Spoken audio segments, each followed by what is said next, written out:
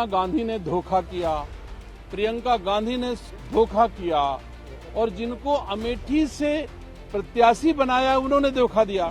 लोकसभा चुनाव के दौरान कांग्रेस नेता राहुल गांधी ने रायबरेली सीट से नामांकन भर दिया है। अब रायबरेली से राहुल गांधी के चुनाव लड़ने को लेकर उनके सामने मैदान में लड़ने वाले बीजेपी प्रत्याशी दिनेश प्रताप सिंह ने अच्छा खासा गांधी परिवार और प्रियंका गांधी पर हमला बोला है। दरअसल प्रियंका ने बस इतना बोल दिया कि मैं राजीव गांधी की बेटी हूं, मोदी की बिटिया नहीं हूं, और बस इतने में बीजेपी प्रत्याशी ने उन्हें संस्कारहीन बोल दिया। अब ये सवाल है कि वो संस्कारहीन कहां से हो गई, कैसे और क्यों। दरअसल भारतीय जनता पार्टी ने रायबरेली लोकसभा सीट से दिनेश प्रताप सिंह को उम्मीदवार बनाया है, जिसके बाद इस सीट पर लड़ाई तेज हो गई है। बीजेपी से उम्मीदवारी घोषित होने के बाद दिनेश सिंह ने अपनी जीत का दावा किया है।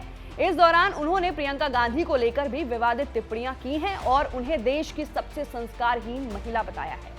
दिनेश प्रताप सिंह ने कहा है, रायबरेली में बीजेपी के लिए कोई चुनौती नहीं है। देश की जनता जानती है कि पीएम मोदी के हाथ में देश सुरक्षित है। गांव और गली तक पीएम मोदी की सेवाएं पहुंची हैं। उन्होंने कहा कि जितने वोट्स सोनिया गांधी अथवा राहुल गांधी की अम्मा ने हमें हराया है, उससे अधिक वोटों के अंतर से इस बार हम राहुल गांधी को हराकर भेजेंगे। रायबरेली से प्रियंका गांधी के चुनाव लड़ने के सवाल पर दिनेश ने कहा, प्रियंका गांधी को तो रायबरेली की जनता तलाश रही है, क्योंकि वो सोनिया गांधी की गारंटर बनकर आई थी और सोनिया गांधी ने चुनाव जीतने के बाद उन्हें चार्ज दे दिया गया कि आप रायबरेली की सेवा करोगी, लेकिन उन्होंने भी अपना किशोरी लाल शर्मा को दे दिया, जिसके बाद जनता तीनों को तलाशती रही। देखिए, रायबरेली के साथ सोनिया गांधी ने धोखा किया, प्रियंका गांधी ने धोखा किया और जिनको अमेठी से प्रत्याशी बनाया उन्होंने धोखा दिया।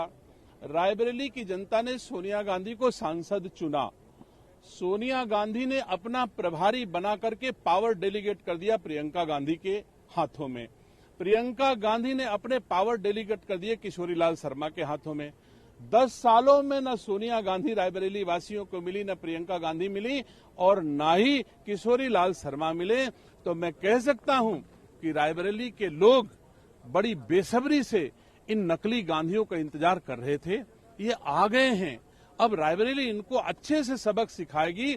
10 साल का तकलीफ, 10 साल का दर्द, 10 साल की उपेक्षा ब्याज सहित इन नकली गांधियों से रायबरेली के लोग वसूल करेंगे। प्रियंका गांधी तो इस देश की सबसे संस्कारहीन नागरिक है। मुझे दुख है कि यशस्वी प्रधानमंत्री ने जब उन्हें कहा कि वो तो हमारी बिटियां हैं, तो प्रियंका गांधी ने पलट कर कहा कि मैं मोदी की बिटिया नहीं हूं, मैं तो राजीव गांधी की बेटी हूं।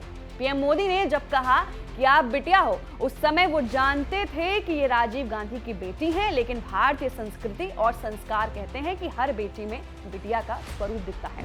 जो भारतीय संस्कार और संस्कृति को नहीं जानता है, उनका नाम प्रियंका गांधी है। ये बड़ा बयान है दिनेश जी का।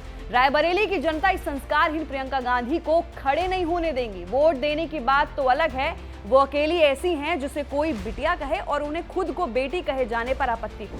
वो 52 से 53 साल की हो गई हैं, लेकिन आज तक भारत के संस्कारों को नहीं समझ पाई हैं। उन्होंने ये भी कहा, मैं किसी कोने से इन्हें गांधी नहीं मानता, ये नकली गांधी हैं। असली गांधी को देश महात्मा गांधी कहता है, उन्हें राष्ट्रपिता कहते हैं।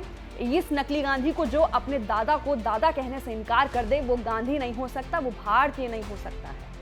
अब सवाल ये है कि क्या ये सही था कहना? आप दिनेश प्रताप सिंह की विवादित टिप्पणी को कैसे देखते हैं? नीचे दिए गए कमेंट बॉक्स सेक्शन में अपनी राय जरूर दें। और सवाल ये भी है कि विवादित बयान देने के बाद कहीं वो अपनी सीट तो नहीं खो देंगे? तो फिलहाल के लिए उस लोकसभा चुनाव को लेकर जितने अपडेट्स हैं वो हम आपको लगातार देंगे। सारी राजनीति, सभी की रणनीति लगातार आपको बताएंगे और चुनावी माहौल को जानने के लिए देखते रहिए एबीपी लाइव।